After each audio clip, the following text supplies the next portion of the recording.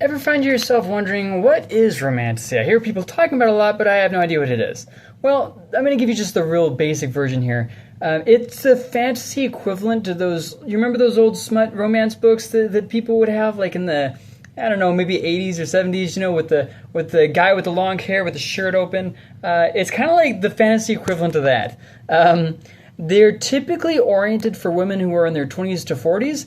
Not to say that you can't be a guy that likes it. Typically more geared for women in those age ranges. It is a romance story, very heavy on the romance, with fantastic elements. So think along the lines of Twilight, Fourth Wing, or Court of Thorns and Roses. Usually the fantasy in these stories can be taken out, and this story would remain, just with minor hiccups you'd have to change. Whereas if you took the romance out, you would be left with kind of a blah fantasy world.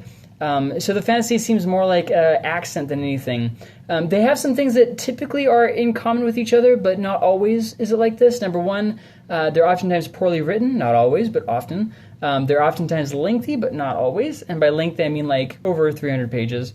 They oftentimes have graphic content. I will say the majority of the time they have graphic content. Their characters tend to be a little bit flat, especially like male characters. And then the story is oftentimes lacking. Recently, they've enjoyed a lot of commercial success. There usually is girl bosses in this, so if that's your cup of tea, Romantasy is just for you. If you like classic fantasy, there's not much in relation between Romantasy and classic fantasy, so you might be disappointed.